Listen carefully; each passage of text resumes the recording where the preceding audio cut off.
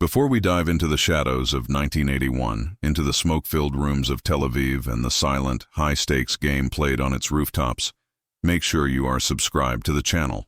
Hit that notification bell. The history of intelligence is written in invisible ink, and you don't want to miss a single chapter of what we are uncovering. The summer of 1981 in Tel Aviv was heavy. The humidity clung to your shirt the moment you stepped out of the air-conditioned sanctuary of a government office, a physical reminder of the pressure cooking in the region. The city was alive, vibrant, pulsating with the disco beats of the era, the cafes on Dizengoff Street overflowing with young people trying to forget the news from the northern border. But for Eli Katz, a senior analyst at the Institute for Intelligence and Special Operations, known simply as the Mossad, the noise of the city was just a cover for the silence he was listening for. Eli sat in a nondescript office in the Kiryat, the defense establishment's headquarters. The room smelled of stale coffee and cheap tobacco. On his desk, a reel-to-reel tape recorder spun slowly, mesmerically. The recording was grainy, intercepted by Unit 8200 from a high-frequency transmission originating in Damascus and bouncing off a receiver in Cyprus. To the untrained ear, it was white noise, the static of the atmosphere. To Eli, it was a pattern. "Repeat," the voice on the tape said, distorted by distance and encryption. "The wedding is set for tonight. The guests are arriving. Ensure the tables are set." It was innocuous. A wedding, guests, tables.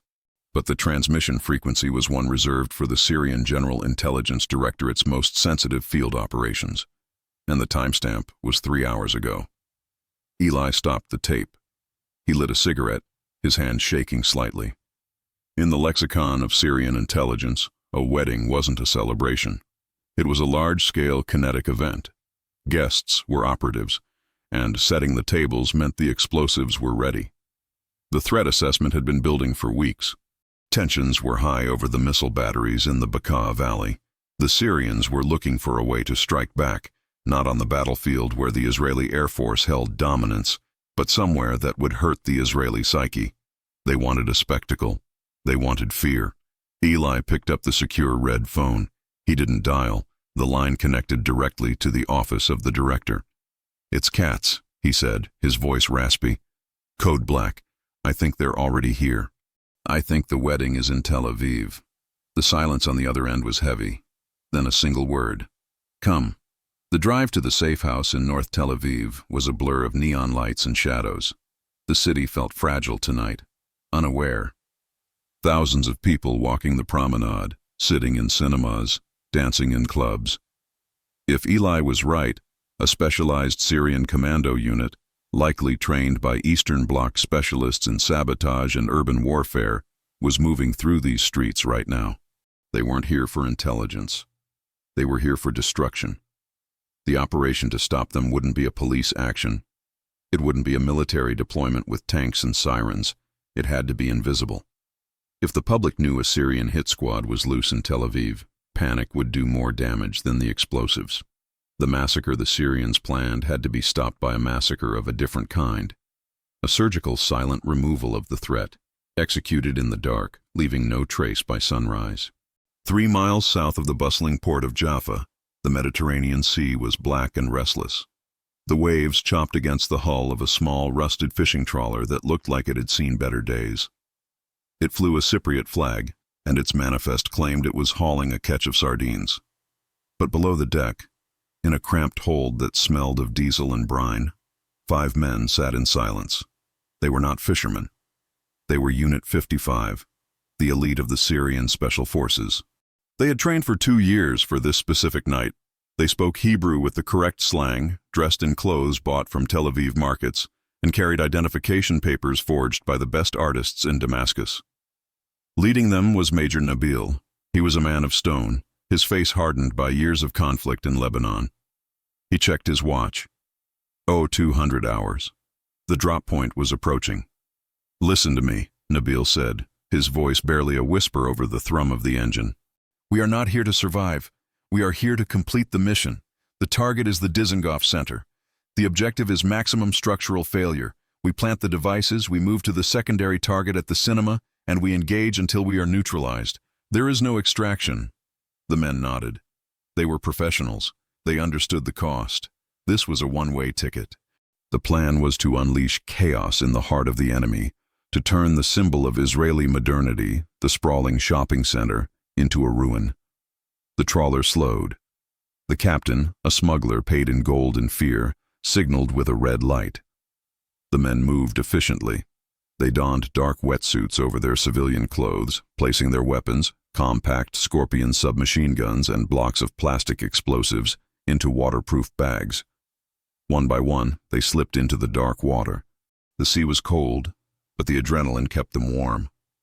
They swam toward the desolate stretch of beach just south of the main port, using the rhythm of the waves to mask their approach. Nabil hit the sand first. He scanned the dunes. Empty. The city glowed to the north, a halo of orange light against the night sky. He signaled the others. They stripped off the wetsuits, burying them deep in the sand along with the breathing gear. Underneath, they wore jeans, button-down shirts, and light jackets. The uniform of the casual Tel Aviv night owl. They checked their weapons. The Scorpions were concealed under their jackets. The explosives were in gym bags, looking like nothing more than workout gear. "Split up," Nabil ordered. 2 teams. Team Alpha takes the bus station route. Team Bravo takes the promenade. Rendezvous at the safe house in Florentin at 0400. We strike tomorrow at dusk. They melted into the shadows of Jaffa's alleyways. To any passerby, they were just men walking home after a late shift. But they were ghosts, carrying a catastrophe in their bags. They moved with a predatory confidence, unaware that across the city, the machinery of the Mossad was already grinding into gear, fueled by Eli Katz's tape recording. The game of cat and mouse had begun, but the mice didn't know the cat could see in the dark. The safe house in North Tel Aviv was disguised as a maintenance office for the Municipal Water Authority. Inside, it was a hub of frantic but controlled activity. Maps of the city covered the walls, overlaid with transparent sheets marked in grease pencil. Cigarette smoke hung in blue layers near the ceiling lights. This was the command center for Operation Nightshade.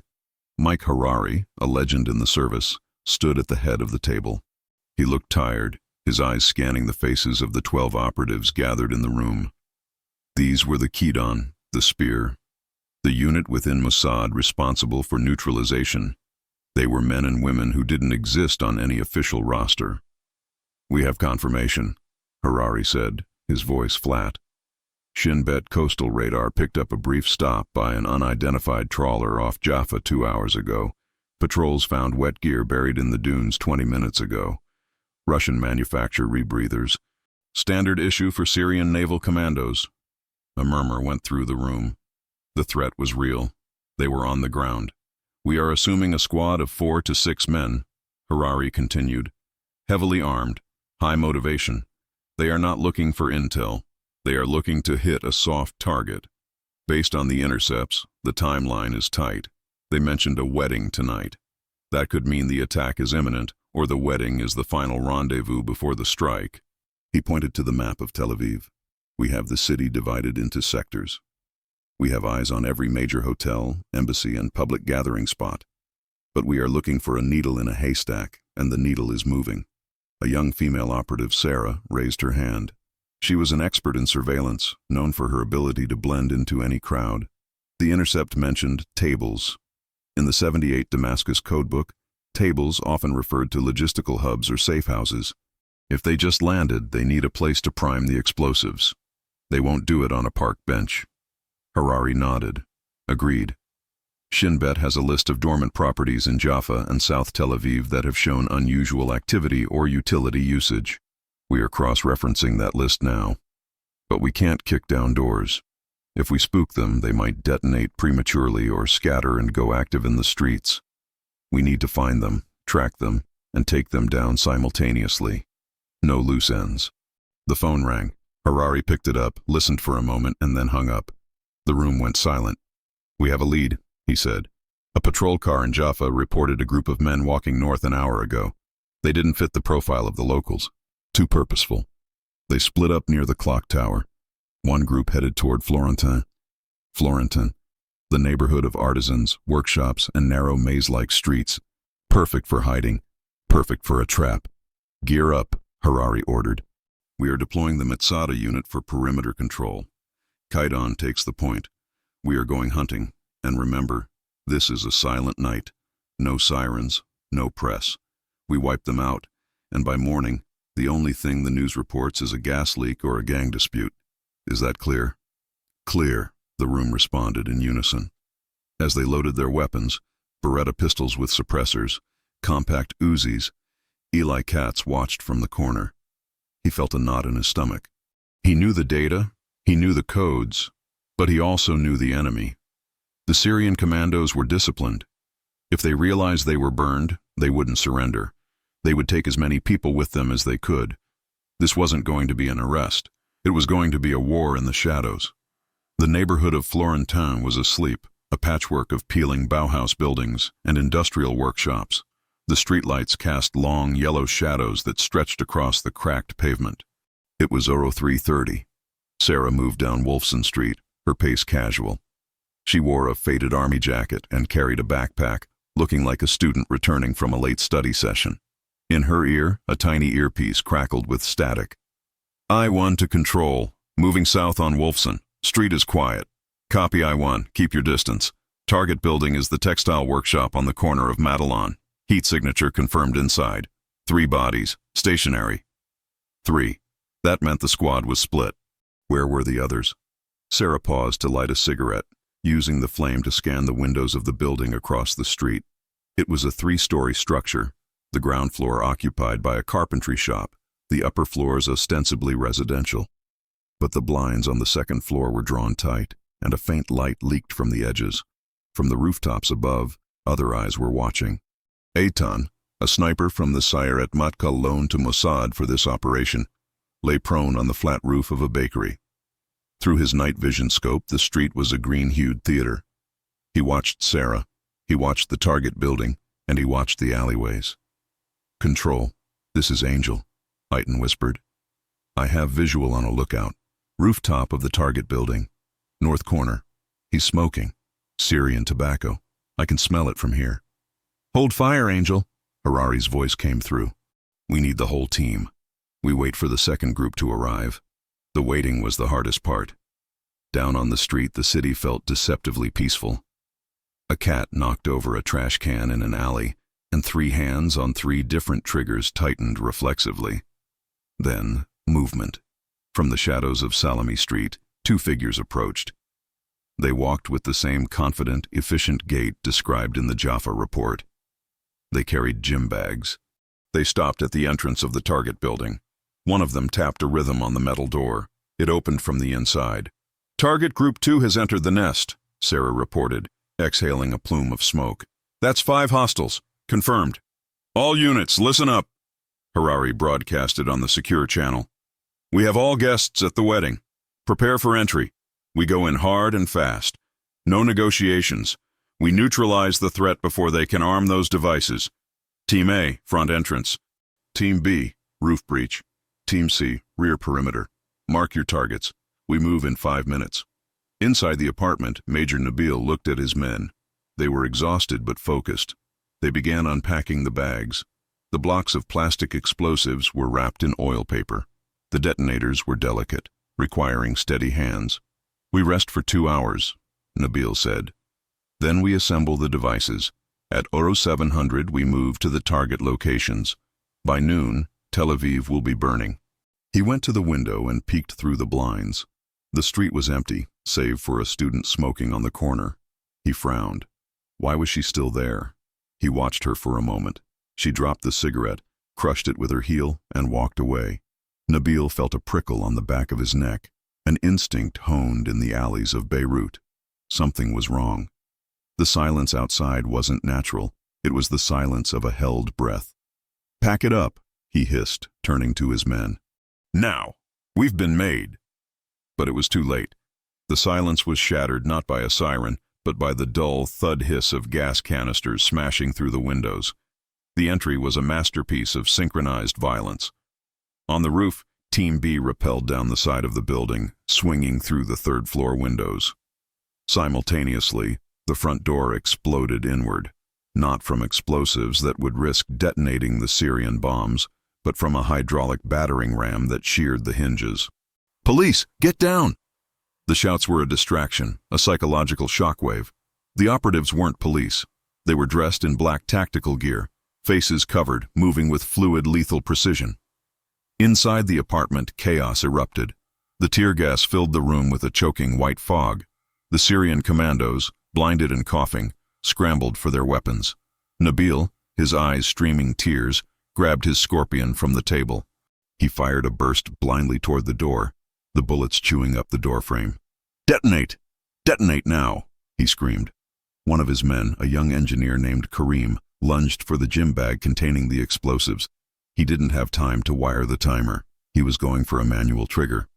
From the window, a single shot rang out. Aitan, the sniper on the bakery roof, had found his angle through the smoke.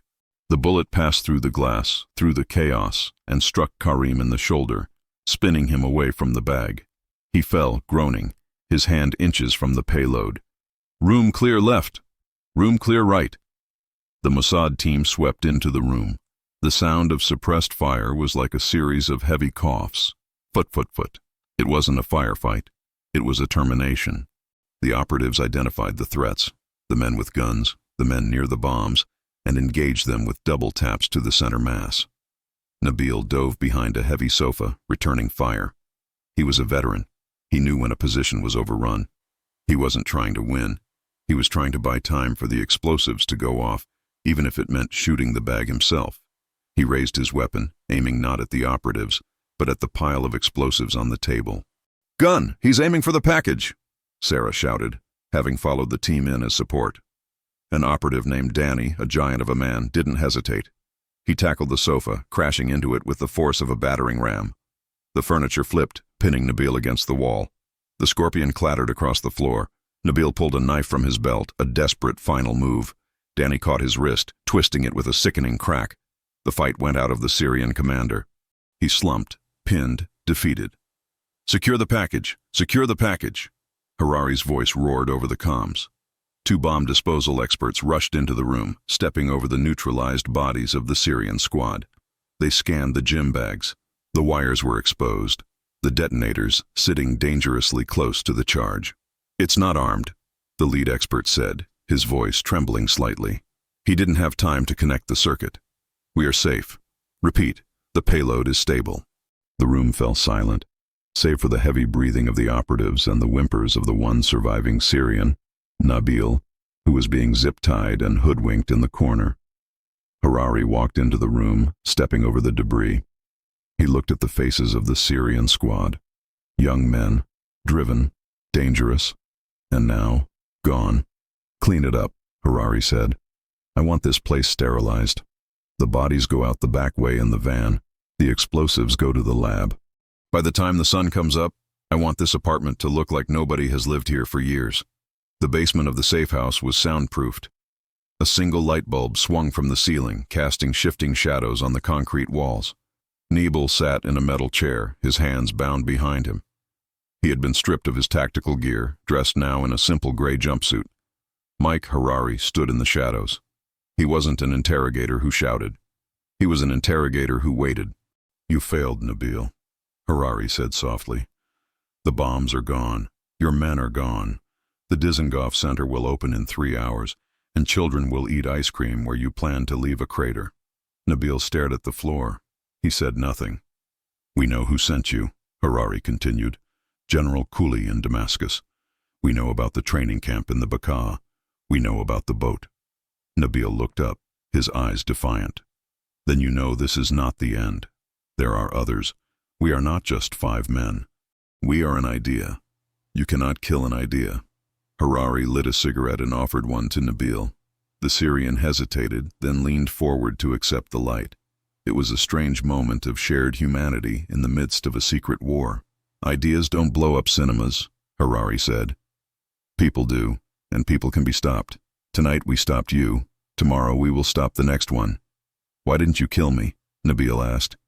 "Your team? They didn't hesitate with the others." "Because you are the message," Harari replied. "Dead men tell no tales. But missing men create fear. General Cooley will wonder what happened. Did you defect? Did you talk? Are you turning his own network against him? Silence is a weapon, Nabil, and you are going to help us use it. Harari signaled to the guards. Take him to Facility 1391. He vanishes tonight. As far as the world is concerned, the Syrian hit squad never arrived. They were swallowed by the sea. Upstairs, Eli Katz was packing up the maps. The sun was rising over Tel Aviv. The sky was a bruised purple, turning to gold. The city was waking up. Delivery trucks were rumbling down the streets. The smell of fresh bread from the bakery below, where the sniper had lain, wafted up. Eli looked out the window. People were jogging on the boardwalk. A couple was walking a dog. They had no idea how close they had come to a nightmare. They had no idea that in a small apartment in Florentin, a war had been fought and won in the span of 10 minutes. This was the burden of the Mossad, to be the shield that no one sees, to win victories that can never be celebrated. The Tel Aviv massacre never happened. The headlines that day would be about the economy, about sports, about the weather. And that, Eli realized, was the greatest victory of all. The normalcy of life was the trophy. The operation was technically over, but in the world of intelligence, nothing ever truly ends. It just evolves. The capture of Nabil and the elimination of his squad was a tactical success, but Harari knew it was a strategic loose end. Damascus would be waiting for a signal, a code word on the radio, a headline in the news, something to confirm the wedding had taken place. When that signal didn't come, paranoia would set in. We need to feed the beast, Harari told his team the next morning. They were gathered in the debriefing room, adrenaline crashing, replaced by the fatigue of the long night. If Cooley thinks the team simply failed or was captured, he will send another. If he thinks they were compromised from the inside, he will purge his own ranks. We want the purge. The plan was psychological warfare. They would use Nabil's radio codes. Eli Katz sat at the communications console. He had Nabil's code book, recovered from the apartment. It was a small, leather-bound notebook filled with innocent-looking poetry verses. But Eli knew how to read between the rhymes. We send a distress signal, Eli suggested. Not a mission-failed signal, a betrayal signal. He keyed the transmitter. He used the frequency the Syrian squad had used. He tapped out a specific sequence of bursts. Traitor, leak, abort. Then, silence. 400 miles away, in a bunker outside Damascus, a Syrian radio operator froze. He wrote down the sequence and ran to his superior. The message didn't say the Israelis had attacked. It implied that someone within the Syrian operation had sold them out. By noon that day, reports coming from Mossad assets in Damascus indicated a lockdown at Syrian intelligence headquarters. General Cooley was tearing his own department apart, looking for the leak that didn't exist. He was arresting his own aides, interrogating his own logistics officers. Harari smiled when he read the report. The best way to defeat an enemy is to have him defeat himself. They will be too busy hunting ghosts to plan another operation for months. The physical cleanup of the Florentine apartment was meticulous. The cleanup unit of the Mossad, a team of forensic specialists, scrubbed every inch of the room. Bullet holes were patched and painted.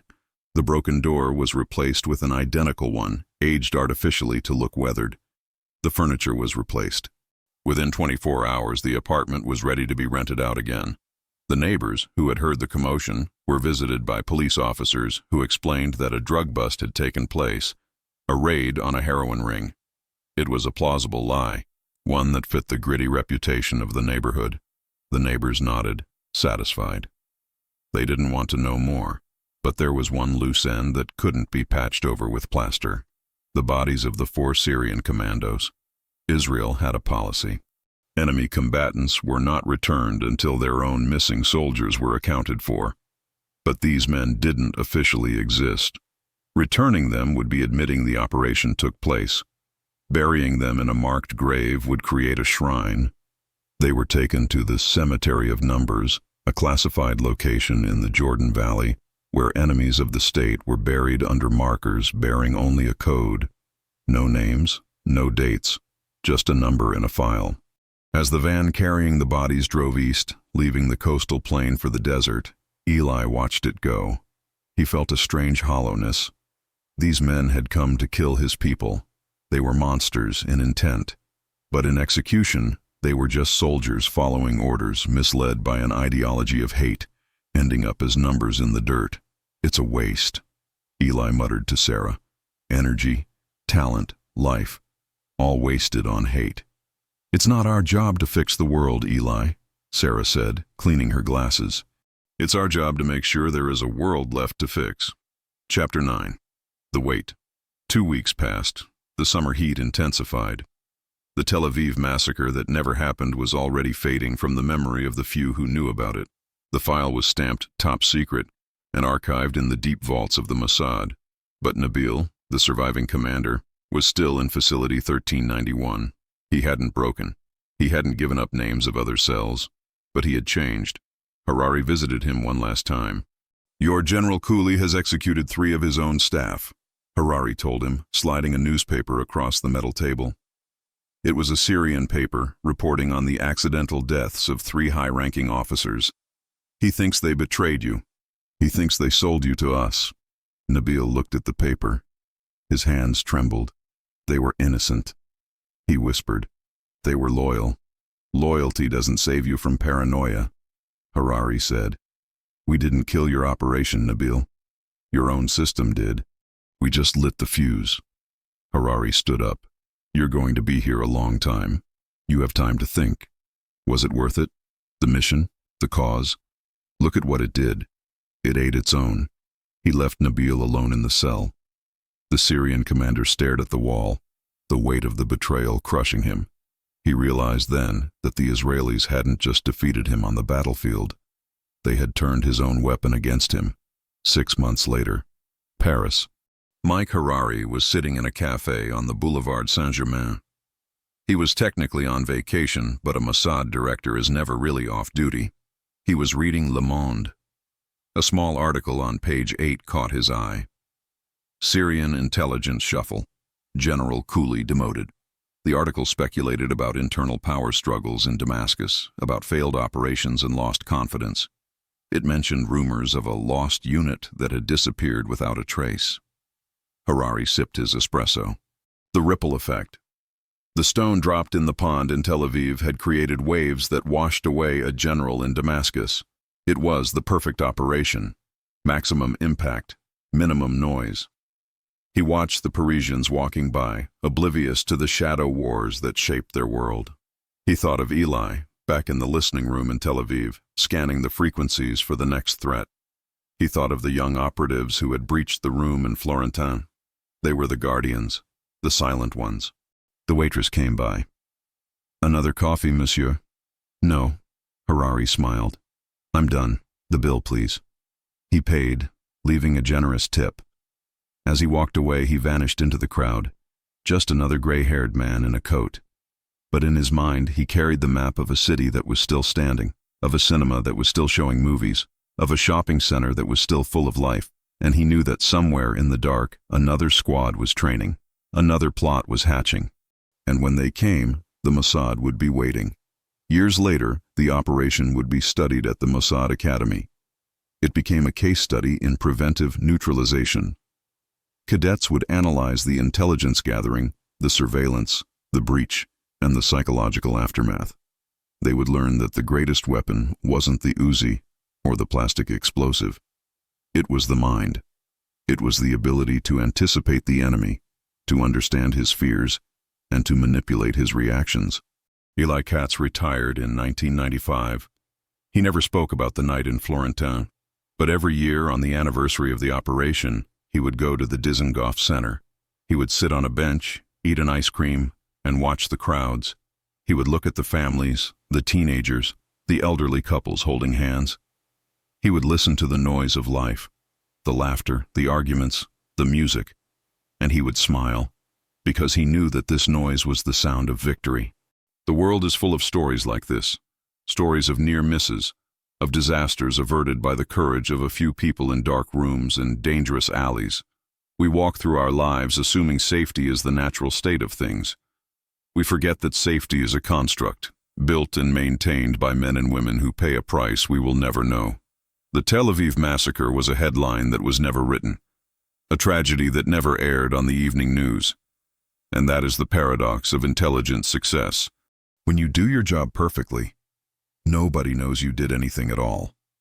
This has been the story of Operation Nightshade, a single night in 1981 when the shadows fought back. If you enjoyed this deep dive into the hidden history of the Mossad, don't forget to like this video. Share it with someone who needs to know the truth about how the world works, and subscribe for more stories from the files of the secret world. The static on the tape has cleared, but the recording continues. Until next time, stay vigilant.